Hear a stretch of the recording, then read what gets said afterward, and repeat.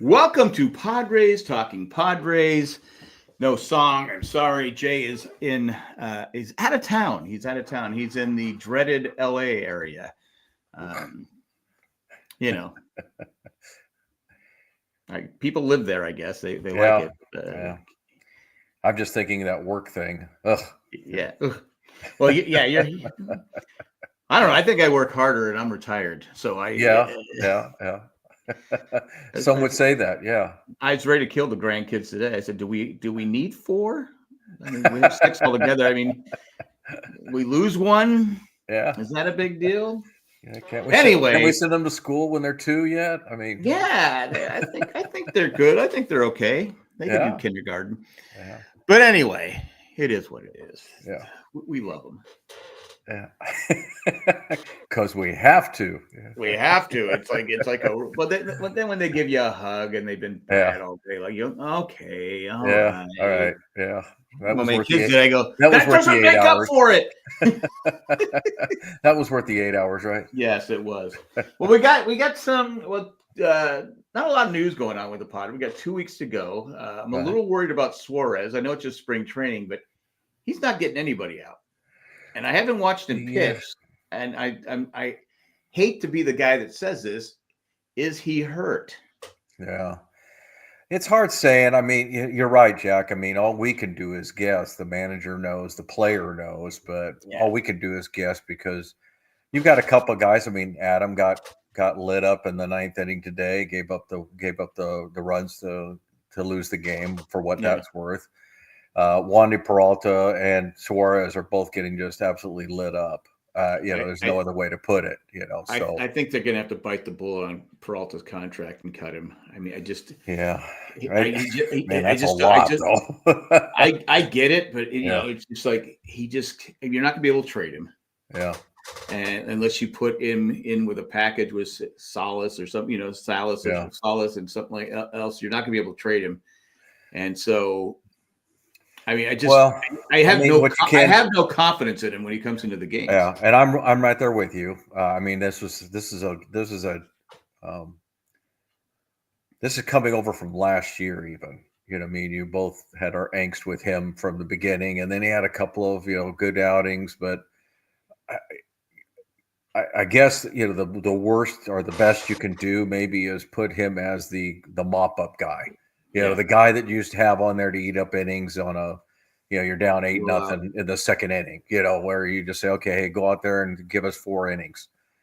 But I just don't see them cutting. I mean, they have. He's got 2 more years, 3 more years to 3 more go. years. He has an opt out every year, but he ain't Yeah, opting out. he I ain't mean, opting out. Yeah. it's four. I think it's 4 million a year, something like that. Oh Which no. Oh no, it's more than that. Let you me think let so? me Yeah, let me I got it online here. Let me look it up real quick because I don't want to misrepresent the Padres Maybe he could have it. expenses. Maybe he could have a year long. But if you're not going to pitch him, what's the Yeah. difference? I mean, just if he's not going to pitch and he comes in and it's like I see his face, and I'll be honest with you, when they signed him, I thought he was good for the Yankees. Well, Yeah, obviously he was, so I mean that's the thing is you get, it's one thing to what they did the last year, it's another to, go forward and say, oh, that's what he's going to be like from here on in. So I'm looking at his contract right now, and you are correct. He is 4.25 this year, 4.45 the next 2 years. So okay, we got basically 3 years yeah. remaining on that contract, And which it's like I said, it's not like oh my god, but for the Padres, yeah, for the Dodgers or the Yankees or the Mets, yeah. they'd say because you also got Hayward. Well, You keep Hayward. You keep 13 million is 13 million, no matter how you slice it, yeah, So, yeah, yeah, I mean, it's a lot of money. You got, and Matsui was the one I was thinking of that's closer to 8. He's at yeah. 5.5, He's got a bigger 5.7, contract. and he's also And, got one more year besides that. So, yeah, yeah, and we he's a invest a lot of money in both these guys. So, yeah, and at a Matt and certain point, yeah. Ugh. Matsui's okay. I wouldn't want him pitching the eighth or ninth. Well, he got off to a rough start the first half last year, but his second half was very good. Yeah, So, uh, and that's just it with relievers. We've talked about this many times in different ways. you can't look at relievers ERAs. It's just they mean nothing, because when a guy only gets to pitch 50 innings, if he goes out and gets bombed, one time for 4 runs, he's guaranteed to have an ERA in the 4s. I mean, it's just almost guaranteed. So that's why that year 1998, where Hoffman was just money and had that, it was incredible. What he did that season. 50 of 51. Yeah. So I don't know. It just, to me, but again, you look at Jason Hayward. Does he make the team? I mean, it's just like going, okay. It's just like there's. I think we're better off going with the younger players, but again, it comes down to the contract. And like you've said before, who has options, who doesn't. I know Connor Joe has an option. He can go back down. I don't see him making the team. It's tough with those guys, because you got them on $1 million contract, and if you cut them, they're gone. You're not getting them back, probably. No. So if you make that cut, and let's just pick a name, you're Ornelas, and you start him, and for 30 games, and he's hitting $120. Okay, now what do? You probably can't go get those guys anymore, and now you're going through the minor league system, player after player after player, to try to fill that role and everything. Whereas I think they both make the team, and maybe Ornelas makes it too, and maybe he's the starter, and maybe you have Connor Joe and Hayward more of the flip flop every once in a while, DH, things like that. But yeah, I mean, this conversation's been going on for a while, and I don't have the answer, because I think it's definitely the manager kind of needs to know what they're looking at, because maybe they knew maybe Shelton knew 2 weeks ago. It's like, no, Ornelas is going down, but we're going to just keep playing him and give him as much major league experience as we can give him. But he's 25. I mean, what more can he prove playing in the minors? I mean, that's been the issue, right? To me, that's the question everybody's been asking. Yeah. Either he's ready or he's not. I mean, it gets to a point where you're like going, all right, this guy's 26. He's 27. Yeah. It's like, okay, most players at that point don't improve. Once in a while you'll get that guy that's 29 and comes out and hits, has an outstanding year. You look at Profar last year. Profar had a career year last year after being in the majors for 12 years? 10 years, yeah. 10 years, whatever it is. And I just think, okay, this kid is 25. I say give him the shot. I say just like you said, let him see what he could do. Yeah. Maybe he's the, I don't expect him to be like Merrill, but maybe he can be productive out there. And really that's with the Padre outfield, when you have Merrill and Tatis, you just need someone who's productive, someone who's not, you can't have that other out in the lineup, because your catchers are not offensively strong. They're not, and so other than that, the Padres have a pretty good offense, I think. Well, I think the big thing is it's kind of I don't know too many managers who don't do this. If they're bringing up a kid, first timer, rookie, whatever, they're bringing them up to play. Right. And so that's the question, because I think if Ornelas makes the team, it's going to be he's the starting left fielder. That's my gut. I see Gavin Sheets as being a good DH. And I think he's improved enough that I think he's going to make it. It doesn't hurt to hit 4 home runs or 5 home runs in 4 games, So yeah. But the thing is you got some youngsters, and this is good. I mean, it's all good, because if you send some of these guys down, that they're this close, and hey, on any other team maybe, or some other teams, I should say, you would have made the majors this year, But hey, go down there and prove me wrong, kind of thing. But I think that's the only thing about the young guys that have options left is, we see you, we like what we see, but for right now, we'll get some more seasoning and we'll bring you up. I don't think 25's that old. I mean, it'd be different to me if he was out of option. He's 28 years old. And kind of like, okay, we're got to keep him or not. It's not that old, but I'm just like, okay, he's performed well average wise and hitting wise at every level. I mean, what more can he learn?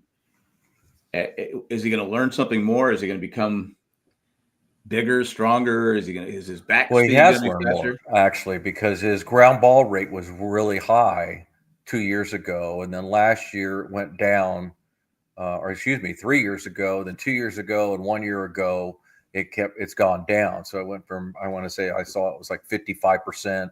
Now he's down to like 37%. And so, part of the mantra of today's hitters is the fly ball, to get the ball up in the air.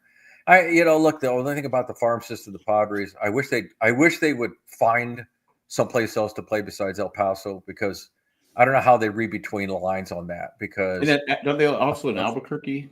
But yeah, you go to a fly ball. Well, the Albuquerque used to be the Dodgers back in our days, and you never knew how to read these guys because they all hit 40 home runs and 30 home runs down there. The Dodgers used to trade those guys for star players, and that guy would go there and hit 10 home runs. It's because you're playing in.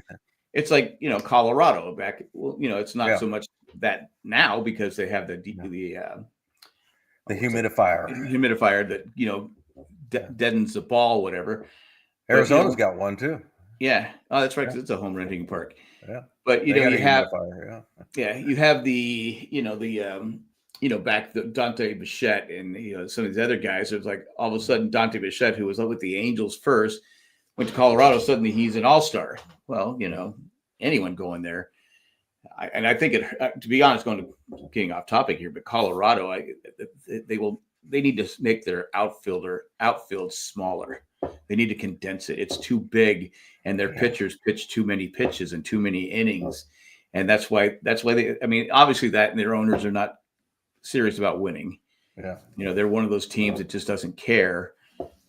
They do stupid contracts like what's his name, Chris Bryant, and which made no sense whatsoever. But anyway, going back to the Padres, I just don't know if Connor Joe and Jason Hayward are the guys that are going to be good enough. I don't want to go 3 weeks, 4 weeks. I guess you have a rookie do the same thing, but you just can't have what we had a few years ago, where we had the 7th, 8th, and 9th were out. Well, but the thing is, though, Jack. So you go to the bad example, then you go to the good example. The bad example is the Nelson Cruz, Matt Carpenter. Trent Grisham, and the bottom of the lineup, right? Didn't work. Did not work. Then you go to last year, and Peralta, Solano, and Higgy, and the next thing you know, it works. So I think you have to judge each case on its merit, and we'll have to find out whether or not it's a good call. And I trust Preller and Schilt to put their heads together and say this is the best for the team. I've never been a Jason Hayward fan. It's not a matter of his talent or that he's not good. Just never been a big fan of his. When Connor Joe first went to Colorado that first year, I thought he was going to be a really good player, and it hasn't turned out. And maybe he is one of those guys that went to Colorado and changed his swing and it hurt him. And, but he didn't straighten it out at Pittsburgh either. So, I think the jury's still out on both of them. But I think if Ornelas makes the team, he is the left fielder. Well, I think not to get stuck on left field, but I also think that a lot of people are bashing Jake Cronenworth. And I don't get. And I'm not a basher, that's for sure. I usually don't, but I answered some guy on Twitter, and I just said, he can't hit, and I'm like, okay, have you looked at his stats? The guy averages, 18 home runs and 70 RBIs a year. Go try and find that someplace else. You're going to find a couple, but come on, For a first baseman, nobody hits as much in average as they used to. Nobody does. So, I don't like the 240, ish average, but to me, guy plays outstanding defense at second base, and he drives and runs. He's got enough pop. So maybe the answer is to bring Iglesias in and say, okay, he's going against lefties and Cronenworth goes against righties, and then every once in a while you give Arise a breather as far as put him at the DH. I just don't understand the bickering and complaining about that particular thing. I mean, we got other things to worry about rather than what Cronenworth Well, people act like not doing. people act like his contract is being paid $50 million a year, and I Yeah. go, and again, he probably would rather not play first base. You look at his stats. Okay, as a first baseman, I want a little more power, a little more RBIs. But 2 years ago he had 88 RBIs. I think last year he had 78 RBIs. No, I looked it up. He had a bad year the year before, so he's booked it, and I'm using approximates 80, then like 40, and then 80. He had 40 RBIs 2 years ago. I thought he had Yeah. 88 a couple of years ago. That's what I'm saying. In the 80s, in the 40s, and then in the 80s again. Now I looked it up the other day. I'll look it up while you're talking. Okay, I've got it because right, and then like I've you got it said, right here in front of me. Yeah. defense is important. That's why you keep Tatis in right field, because people aren't running on him, and if they do, it's a mistake. Jason. Gotcha. Jackson Merrill. Jackson Merrill. Jackson Merrill is a Gold Glove type outfielder in center field. Ornelas is not great off defense. Hayward's, I guess, pretty good defensively, but he doesn't have the speed he used to have. Yeah. But you got Bogarts at short, who's serviceable. Manny is a Gold Glove. He doesn't get it, but he's a Gold Glove type out. Jake Cronenworth and Arise is okay and Diaz is a good catcher. Defense wins games, and that's what people don't get. Defense wins games. Yeah. So I'm looking at Cronenworth. So in 2021, he hit 266, 21 homers, 71 RBIs. The next year, he hit 239 with 17 homers and 88 RBIs. Okay. So then he had a bad year. He had 229 with 10 home runs, 48 RBIs. He missed some games, but not that many. And then last year, he hit 241. He hit 241 with 17 homers and 83 RBIs. So basically, he's averaging 17 home runs and 78 RBIs. And another thing too is like where else do you find that, guys? Biggest drop with Cronenworth, he didn't hit in September, and it carried into October. He was really, but that can be said about a lot of guys. So, I know, but that's why I'm saying if you look at that as we were going to the playoffs last year, it's like don't expect everybody to hit 400 in the playoffs. No, but what I'm saying is he could have easily, if he doesn't cool off, if the head doesn't drop off. I think it was like six. It started in August, I think, because I looked it up, and he had like 4 or 5 RBIs in like 6 weeks. If he has a normal Cronenworth, he has 100 RBIs. Who doesn't want a second baseman? I'll take 83 RBIs from my second baseman with Gold Glove defense. I mean, the only thing you lump him and Bogarts, and again, we're talking in semantics here that they both need to have better years. I mean, I'm not going to sit here and say I'm happy about him hitting 229 and driving in 80 or whatever, but between him and Bogarts, they need to protect Machado, because it looks like, at least from the outside looking in and what we've seen a few times, that it's going to be Arise, Tatis, Merrill, and Manny, Machado. And then Cronenworth and Bogarts, or probably Bogarts and Cronenworth, depending on if it's a righty lefty and who's behind them. So what you do need from both of them guys is to protect, So and again, I look at our top 6 and I go, okay, we're not the Dodgers. Sorry, we can't go out and get an $80 million man for every position here, But I'm not worried about our top 6. I don't care what spring training looks like. I got a lot of faith in those top 6 that they're going to produce. I think me and you are both focused on the concern of, okay, what's 7, 8, 9 look like? 9's going to be a catcher, or 8, whichever one. And then you got a DH and a left fielder. And, if you got Iglesias playing DH sometime, well, there's another solid hitter. Yeah. So now we're 7 deep. And to be honest with you, I have no problem with Cronenworth not playing against lefties. There's some lefties that he just can't hit. Yeah. I mean, sometimes he does well, but most of the time he does struggle against left-handed pitchers. So you got Iglesias, put him in there, like you said. I think Cronenworth is a team player. He's not going to bitch and moan about it. So he's going to do what's best for the team. I agree. He's not going to sulk and because a lot of players will. I don't want to be playing every day. Well, if you want to be playing every day, hit better against left-handers. Yeah. Now, if you get paid to be a team player. I don't think there's a whole lot of problem with any of the guys on that. At a certain point when you sign a contract, you got to know if I continue to perform, I will have a starting job. If I don't perform, they're going to have to look someplace else. Nobody ever wants to admit it, but the bottom line is you can't complain a whole lot unless you're hitting 3 bills and you're hitting 50 home runs and you're on the bench. Now you got it. Now, yeah, I think you got an issue there. Yeah. Do they not like me? Yeah, exactly. But so I'm really not that worried about the construction of the roster. I think I can go with about anything that they decide. I don't think there's any outstanding rookie that I'm just like so worried as whether he's going to make the team or not.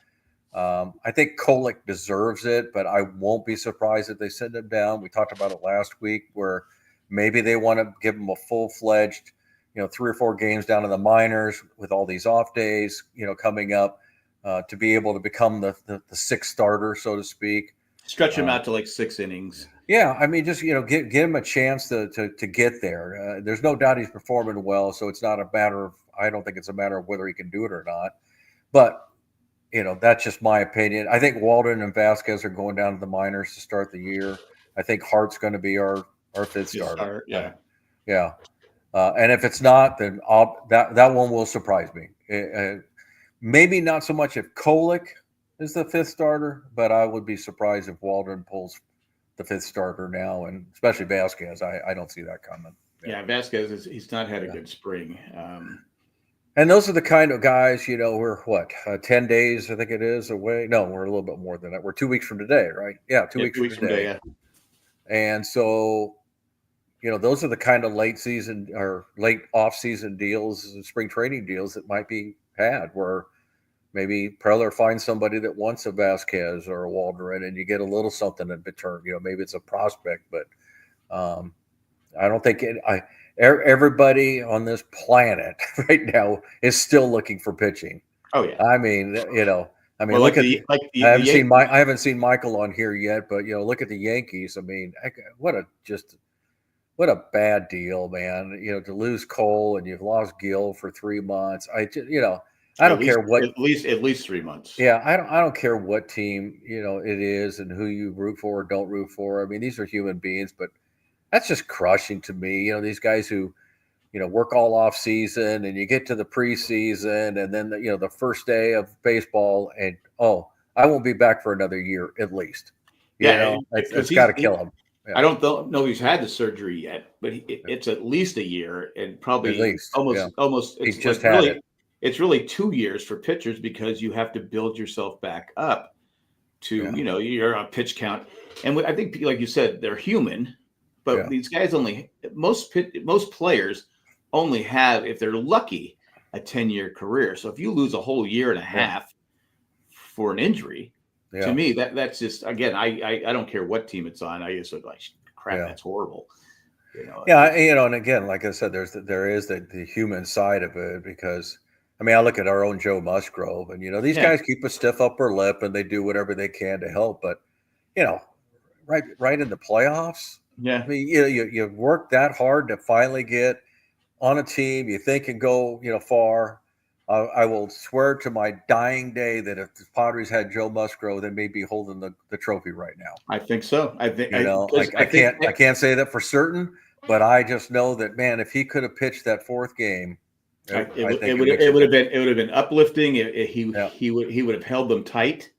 Cease wouldn't have had to come back on short rest. Yeah, maybe Darvish is available, even though he pitched great. But I mean, And Joe, I think Joe is the heart of he's part, especially the pitchers. He's the heart of the team. I mean, I really get the feeling that him and Machado rule the roost. Yeah, I mean, they are the guys. There's many guys, but they are the guys that. Yeah, they're the ones that lead by example. Yeah, and they get consulted. According to what I've read, there's been a few instances over the years where Manny's been consulted about bringing a guy into the clubhouse. He was the one that told Preller or whoever the manager was back then that Tatis needed to be on the club. And there has to be a reason why they never brought Pham back. It just somebody must not, because there was a couple of times we probably could have used a guy like Pham, just part-time player, left, play left field, but I know he did. He's just an enigma, though, Jack, isn't he? I mean, Yeah. he's. I don't know. Look, I know there's a lot of profile lovers out there and everything, but I just don't need somebody to stir the pot just to stir the pot. I just don't need it, But I'm not a ball player anymore, I mean, never was at their caliber, obviously, but I just, had guys on my tournament softball teams were like that, and you know who I'm talking about. It's just like, God, I know a hair just running shut guy. up. All you're doing is riling up the other team, Yeah. Now, the only thing with Profar, I have to give him credit, is he backed it up. When the Nationals, went after him, then he backed it up. And then, of course, Manny, being the guy he is, backed him up even more, Yeah. So it's good to have guys like that when you're down, but I just don't need somebody that stirs it up just to stir it up. I'm kind of the same way. It's like, okay, hey, don't give the other team a reason to beat you. Yeah.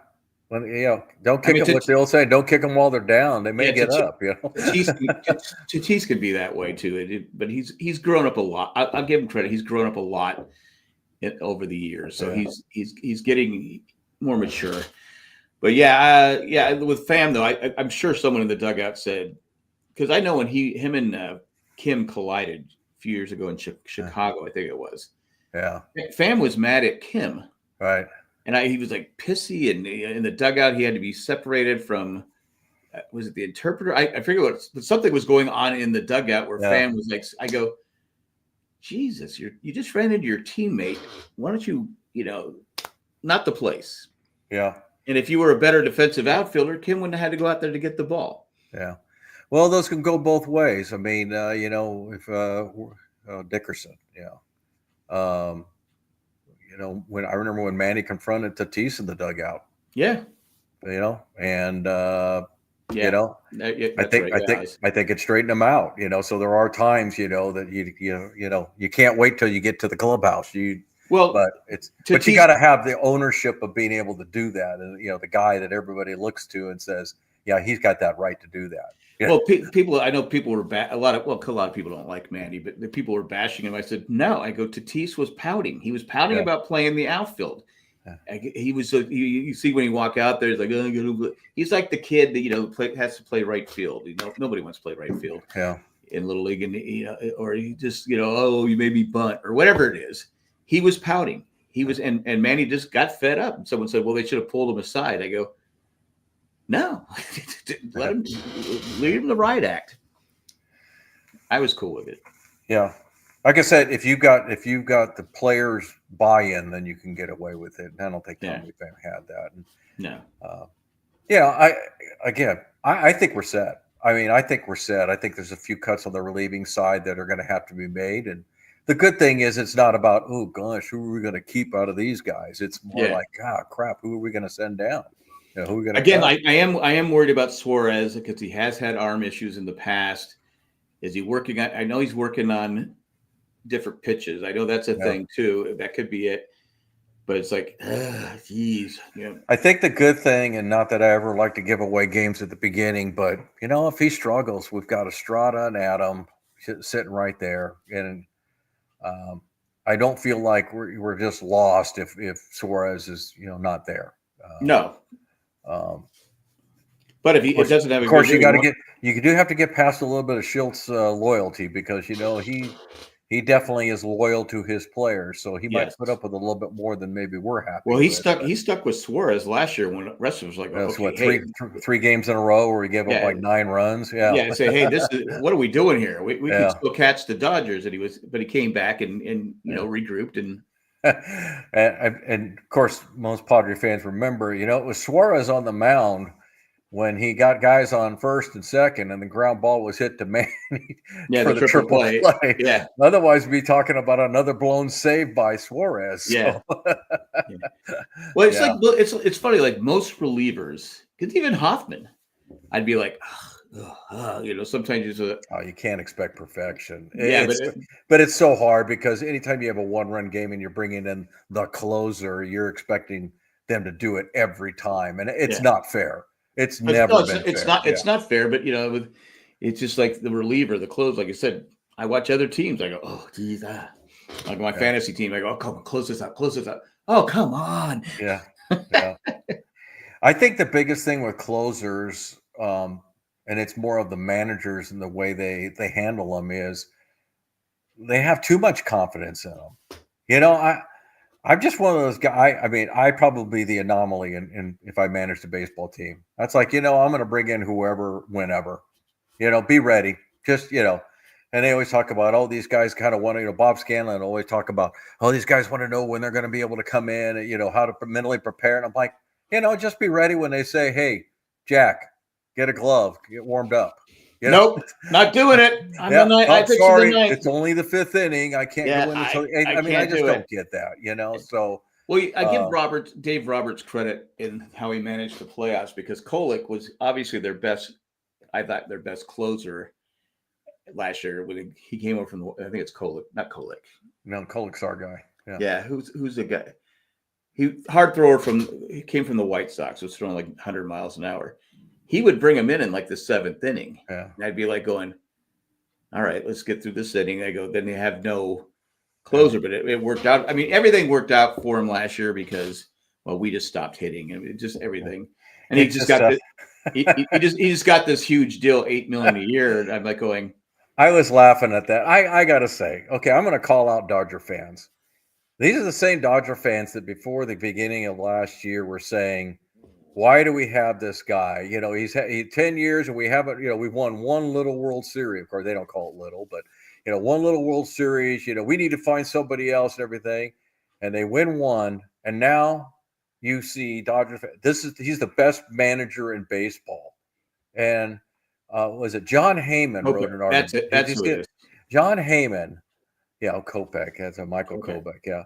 John Heyman wrote an article about the Dodgers and saying that, the Mets, and said, "Oh, this is the best lineup, ever." And then, he says, "And the best organization, and the best manager." And all I could do was reply and say, "Did anybody tell Bruce Bochy? Are you kidding me? Bruce Bochy, 4 with 2 different teams." You're telling me Dave Roberts? And he took a third team to a World Series with a $300 million a year payroll. Yeah, that's tough to do. I'm not saying he doesn't get some kudos, but to call him the best manager, and come on. Well, I know people on Twitter would go, "Oh, the Padres could have had Dave Roberts as a manager." I always say I wouldn't want him. Yeah, he wouldn't have taken this team anywhere. And I don't have Dave. He became a little. Since he became the manager of the Dodgers, he became more whinier, more just. But there's a couple of radio personalities that have talked about him, and they say, look, we're not going to sugarcoat it. We like Dave Roberts. We like him. We've met him. We've talked to him, and he's a likable guy. Yeah, right. Very likable guy and all that. But what he did last year in the playoffs was childish. Kindergarten. Oh, yeah. I lost a lot of respect for Dave Roberts because of that move. Yeah. Well, this isn't whining. Dodgers, beat us. It is what it is. They play better than us, but Dave Roberts, I'm sorry. It was classic. You pull out a couple of good games in what he did with his pitching, with his bullpen. But other than that, come on. I mean, let's see. Do I start my $50 million all-star, or oh wait, it's an off day. Let's put my $20 million utility guy out there. Yeah. That's really tough. Yeah. Yeah, but like I said, when you're talking about that, I still remember on Twitter some Dodger fan said, "What if it would have been your manager?" I go, "It never would have been an issue because he wouldn't have said anything." Yeah. I go, Dave Roberts blew this all out of proportion to try and get Manny suspended or get in their heads. And whether it worked or not, we don't know, because they seem to go in a tailspin hitting wise after that. So, but again, to me, it's BS. But it is. Well, and to finish it off, the thing that shows me a lot, or tells me a lot, is that Dodger fans have called the Padre fans the Padre team classless, the villains, and all that. But when asked about it, Manny said, "Hey, he did what he did." Yeah, he hasn't responded. He hasn't, he did what he did. And yet they sit there and tell you that Manny is a hothead, and we hate him, and he's classless, and blah blah blah. And it's like, well, apparently, Bryce Harper's been thrown out of more games than Manny in his career. yeah, yeah. I think Bryce Harper is right now is the active leader in being tossed out of games, and people don't say anything about him. Yeah, and he's a major hothead. Yeah. But I'd take him on my team. But anyway, I just it is what it is. Like I said, when Dodger fans defended people throwing trash because they were taunting him, I go, no, Profar gave the Dodger fan a ball, and that started everything. And he threw it back. Yeah, they don't want to talk about it. Anyway. Done with both sides. I still say what the Padres did with Kershaw and putting his pouty face on the big screen. Stupid. That was stupid. That's classless. Yeah, you can't do that. Now, was that the Padres that did that, or was that somebody who thought he'd be funny running the board? Yeah, it wasn't Padres. But the Padre organization, and I don't recall them doing it, should have apologized and said that was wrong. We shouldn't have done that. Yeah, no, I thought it was. But every organization does it. They're like politicians; they all screw up. Yeah, when Dodger fans complain about that, I always show the video of them, Dodger fans, running over Kershaw's jersey after a playoff loss.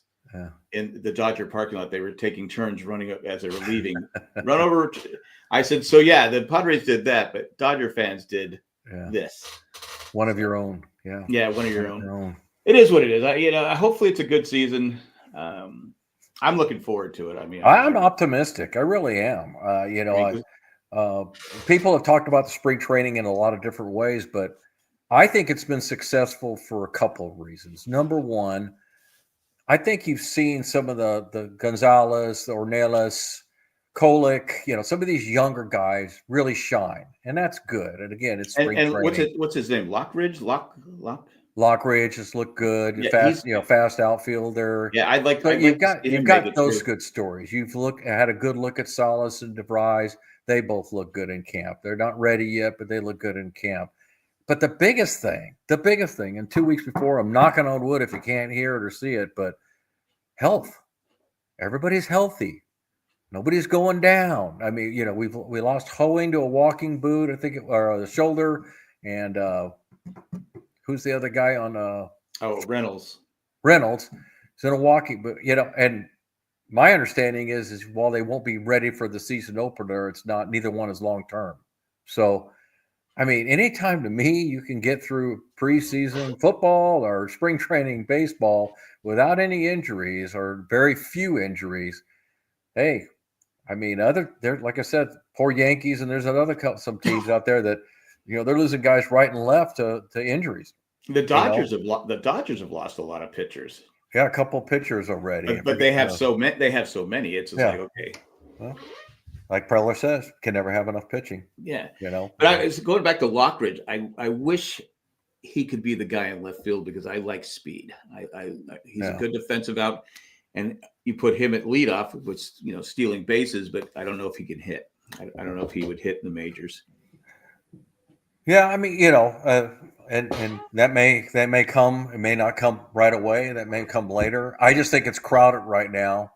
I mean, I think we'd be a little bit more certain if we hadn't signed Connor Joe and Hayward. And again, I could be wrong. I mean, those might be just $1 million spring training investments where it's like, okay, you know what, we're going to pay you the $1 million even though you're not on the team. Or in Joe's, like, hey, we're going to send you down, and we talked about last time, if you send them down and they don't go, well, then they forfeit their contract. But if you sign them to the major league contract, you send them down, well, then they got to go down. So I don't think that's going to happen. I don't see anybody. I mean, Ornelas aside, I don't see anybody just so outperforming anybody else that it's a pretty solid lineup already. I mean, we just talked about it. There's 6 or 7 starters for sure. I mean, love that speed though, because it just changes the game. I just don't think we're a stolen base team though, Jack. Not really. I get it because we have Merrill has some speed and Tatis has some speed, but I'm talking about a guy, that can still, if he could hit, he could probably steal 70 bases. I don't know about that, but again, I just don't think that's the makeup of this team. This team is about moving players, and I'm not saying speed doesn't have a part in it, but that's more about first to third speed or second to home. Because to me, I've always said, because I when baseball gave up on, basically, it was just about hitting home runs, and then they made the bases, a little bigger and easier to steal the bases. I said, I don't know why people stopped stealing bases in the first place. Of course, I grew up on that. My dad was a Cardinals fan, so I used to watch the Cardinals a lot back in the 80s, and they were always stealing bases. The Padres have a history of stolen bases, with Alan Wiggins, and then they had the first time three guys on one team ever stole 50 bases in a season. I think it was Gene Richards, Ozzie Smith, and Murphy, the center fielder. Yes, it was Murphy, this center fielder. I think it was. It was definitely Richards, and I think it's Murphy. Where are you? Gary Coleman's year, 1980. Yeah. It wasn't a Murphy. Yeah. Murphy, or it was a center fielder. Mumphrey. No? That's what it was. Is that right? Yes. Yeah. You got to make me go look, Jack. I know for sure it's Mumphrey. I said Murphy. Merrill Jackson, Merrill, whatever you want to call him. But yeah, I practiced all week. Jackson Merrill. No, Murphy. Then I got to going too fast, and it was Jackson Merrill. Oh crap! It was Jerry Mumphrey. Yeah, I used to call him the vacuum because he was a pretty good center fielder. Anyway, but to me, it puts pressure on the pitcher. When you get someone, because some pitchers can't handle having someone on base. Yeah. They just can't. They freak out. Billy Beane proved it to be a mistake to even try and steal it all. Yeah, I don't know. I disagree. I like stolen bases. I'm glad it's back, and I like speed. I like you again. You can't teach it. So, but anyway. Look, there's always opportunities. Don't get me wrong. I just don't think that it's just one of those things. I just want every guy just always trying to steal. No. That's what even when they're fast, I don't want them to keep trying to steal because it kills rallies. That's the thing. If you get a nobody out and a guy gets a hit and he gets thrown out a second, it's like, well, then what do we gain out of this? Let it ride out a little bit. Well, I think you got to pick and choose. Like if you're going through a 0 for 24 stretch, without scoring 24 straight innings, you got to be bunting. You have to be taking walks. You have to, if you get on first base, maybe take an extra bit. You have to. But we couldn't get a hit, Jack. There's a difference. They had 4 hits in 2 games. But I get it. But also there were times they could have walked Arise, and he didn't walk. He would swing. He's swinging the ball. It's 15 feet. I go. Then he hit a weak grounder to come back to the pitcher. You're like going, get on. We're only down by 2 runs. I know you have your feelings on that, Jack, and you've made them very clear. But it was just 2 games that got away from us. I mean, that never happened the whole year, and it was just a bad time for their first baseman couldn't even walk. And we're not bunting down the first base side. I'm like going, what are we doing? Anyway, it just I'm one for manufacturing runs. I'm a big. Oh, there's nothing wrong with that, and I think that's what I'm saying. I think that's what the Padres do. That's what they proved last year is they quit trying to swing for the fences with Victor Rodriguez. They started talking about moving runners and hitting smartly and behind the runner and all that, and they did bunt. It's not like they never did. Well, they didn't bunt in the 2 games that they. Well, you're not going to let it go. I can't make you, but I'm just saying. I'm saying going to have to let it go. It's going to gnaw you forever. It will. I'm still upset about some of the things the Chargers did. And I'm no longer a Charger fan. There are times I can sit there and go, geez. I don't know how the players do it. As a fan, I'm still like, oh my God, geez. I think it's always about it's like Trevor Hoffman used to have the most selective memory, and he just said you can't do anything about it, so you just gotta let it go because otherwise it'll affect your performance the next time. Well, you look at a guy like Donnie Moore who couldn't let it go. Yeah, exactly. Unfortunately, he did what he did, and because I still remember Cindy and I were at that game where Hoffman gave up the 3-run homer to Scott Brocious. And we were parked at the top of the hill because we got there. Anyway, so we're walking up there. I said, I hope this doesn't affect Hoffman. She goes, why? I go, some relievers can't they can't shake it. Yeah. They just can't. It's like what's his name? Mitch What was it? Williams. Mitch Mitch Williams Williams. gave Yeah. up Joe. I mean, talk Joe Carter. about a devastating one too. I always say Mitch Williams. Not a big fan or anything, but you're talking about the home run that ended a walk-off World Series. Yes. I mean, that's a whole lot different than, I gave up a home run in the middle of the series or, whatever it might be. Like Goose Gossage gave it to Kirk Gibson. Okay, it was one game. Did it hurt? Of course it hurt, Well, Dennis Eckersley, one of the best relievers ever, gave one up to Kirk Gibson, for game one. That one was better because the Gossage one, we were already losing. Well, and that's just it. I mean, I've heard this so many times. Again, love my golf, but you can't blame it on one hole. If it was a third hole or whatever, and if it's the 18th, it's still just one hole. And the same thing about baseball. You can't blame it on one player because somewhere in the games you could have been in a better position because somebody else didn't get a hit. You could have made a play in the field, or right. But we make so much of it because it's the finality of the ninth inning or the extra innings that people go, oh my gosh, if he would have done that, I always point to the Chargers game against the Patriots when Marlon McCree intercepted. Just get down. Get down. He had an outstanding game, and people always blame that. I said, look, I rewatched that game a couple of years later. It was on NFL Network. They played it entirely. I took notes. There were 14 different things the Chargers did wrong that were out of the ordinary that they could have won the game. So it's like people go, Marlon McCree, he should have just went down. And sure. Did you include the ref? Did you include the ref that called offensive pass interference on Antonio Gates on that? Yeah, it's all on there. It's I don't have the list where he never touched anybody, and yet they got called for offensive interference. Yeah. Okay, I eventually had to burn the notes because people said you got to let it go, and I'm like going, Anyway, that was their year. But that's sports, I mean, we again, Jack, we go to game 162. He never, game 163, excuse me, he never touched home plate.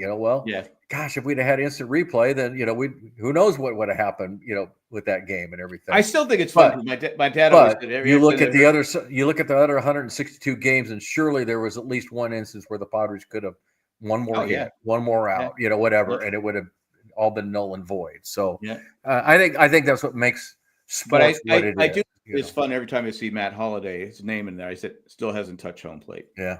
A lot of people, my dad always did that. He said, still hasn't touched home plate. Even when he went to the Cardinals, he goes, I don't know if I like this guy. He never touched home plate. Yeah. Great player. He was good. He still hasn't touched home plate. Yeah. I say about his son now, too.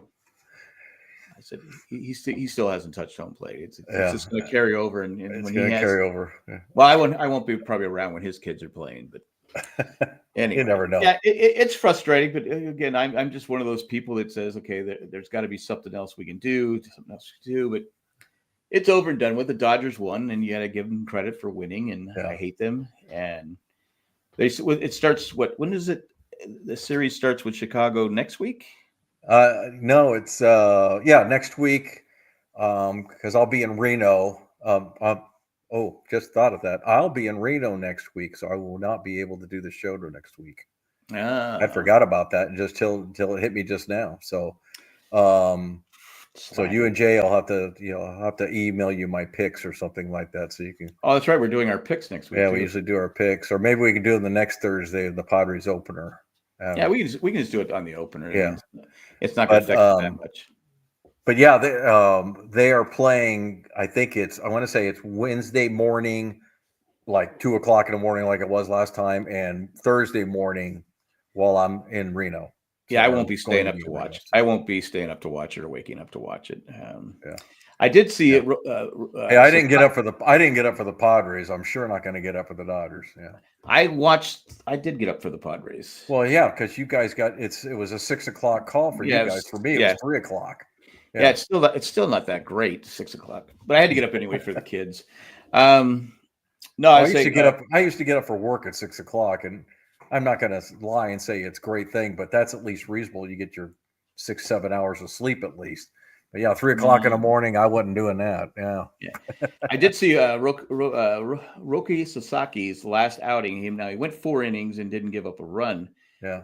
They said his fastball, there were no whiffs. 29 fastballs. There was no swing Yeah, and it's the misses. super splitter that's got everybody, and so I'm not. I told you guys, you guys agreed. I'm not going to start bashing the guy because he didn't sign with the Padres. Still would have liked to have had him, but Yeah. he's still unproven. Over here, he's got an awesome splitter. Everybody calls it unhittable. Well, I'm here to tell you, it's spring training. Number one. You're not always facing major league hitters. You're facing double A and single A guys early on.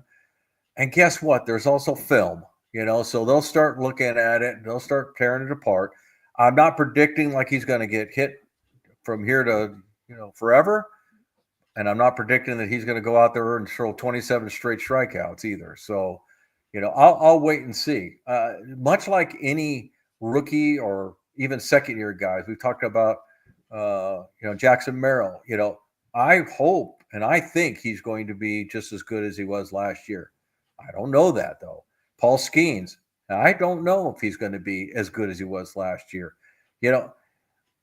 This time last year, we were talking about Corbin Carroll, like, oh my gosh, he might be the MVP, next year. And that's true. When I was in Arizona, we were there in April, I think, or May. No, it was May because it was right when Arise got traded. We were there when the phone call was made, and he was hitting like a $195 at the time. He was struggling. So that's baseball. Baseball is a game of adjustments, and like any sport, you get on a hot roll. It can last for a year, but then you come back the next year and everybody's learned a little something and it's different players. And now I'm hitting behind somebody I didn't hit behind or in front of somebody I didn't. I'm seeing different pitches. I'm getting more respect. They're going to make me try and chase. I mean, there's just so many things. And again, that's why we love baseball, because if it was easy as doing, like they were saying when the Dodgers signed everything, and I will agree, it's still just paper. It's just still on paper. They got to go out there and perform like their paper says. Right. And same thing for the Padres, and same thing for any other baseball team. It's just on paper right now. You can look as good as you want, but Texas Rangers, defending world champions, struggled like crazy last year, and it basically the same team. Who knows what happens? You get on a bad run. A guy like Nolan Arenado, who's an awesome player for years, all of a sudden he can't hit his way out of a paper bag in 1 year. Just boom. Well, he had the slowest swing rate. Yeah. I mean, just like and in 1 year, like boom, like wow, this guy's a perennial 30 home run, 100 RBI guy. What happened? Well, that's baseball. Yeah. It does happen. And the Cardinals were willing to trade him for almost nothing. Yeah. And nobody took him. No, they don't want that contract. That's why. Yeah. Another reason for those not signing those long-term contracts. So all of us Jackson Merrill fans, let's just kind of cool our jets, and let's even if we have to pay a little bit more, let's give it a couple of years. And then we have to pay a little bit more, we pay a little bit more. And he's not asking for it. I mean, he really can't do anything. No. And here's the thing. It came out in the paper either yesterday or today. John Seidler finally started talking because he can now. And he basically said, I have every intention for us to continue down the path that Peter put in front of us. I don't know why people needed to hear that. But now, of course, everybody's like, oh, well, why weren't you saying it before? Well, because he couldn't talk. He couldn't talk. He's not the legitimate guy yet, so Jake Merrill. What about Jake Merrill? You make one mistake, Oz, and you're labeled for life. Jeez, man. You should hear me. You should hear me, Merrill Jackson. Yeah. You should hear me with my grandkids. You have to go through the whole list before you get the right one. The two youngest ones are Jackson and Ashton. Yeah. And I watch them I go Jackson, Ashton, and of course my granddaughter goes, it's Jackson. His name is Jackson. His name is Ashton. His name is Ashton. And I'm like going, I go, all right. And then I'll call like Hayden Zach. I go, because they remind me of each other. I go, Zach, hate that. What is your name? So anyway, luckily I only have 6. Yeah. Should change my name to number 1 Jake Merrill. Do whatever you want, Oz. I don't care. Love you, Anyway. Oz. Hey, as long as you're making fun of Jack, Oz, It's I'm on okay. your side. Yeah, I'm on your side. I can take it. I got big shoulders. Don't tell him that, Oz. Don't tell him you're teasing. I know you're just teasing. You really mean it. You really mean it. Yeah. All right, Jack. I don't tease, so I don't know what that's all about. Yeah, never at all. I don't like to joke around. I'm not one of those people. Anyway. All right. So next week you and Jay carry on. Yeah, and then the following week will be opening day, and we will make all of our picks for the playoffs and all that kind of stuff. So, talking about sounds good, man. Sounds good. All right. Thanks for everyone who joined us in the chat, Oz, and there were other people here, but they didn't say anything. That's okay. That's okay. We're cool. Yeah. But if you like what we're doing here, subscribe. We're at 533. Thanks, Oz. We're at 533. 515. Huh? We're at 515 every Thursday night. No, we have 533 subscribers. Oh. Yeah. So I'm saying if we get 467, we get to that magic 1,000 mark. Oh. And Jerry, yes, have fun in Reno. Thank you, Oz. I definitely will. Guys trip, golfing. It'll be about 35 degrees, but we'll be out there anyway. There you go. It's nice out here now. Spring is here. Raining like cats and dogs out here. Yeah, that's good. That's good. Yeah. It can stop now. It's been going for about 24 hours. So. Oh, you guys complaining about the rain. Bunch of babies. That's us. All right, guys. I got to get going. I got another podcast to go to. So you're so popular. I know. That's it. See you next week. Bye. All right. See you.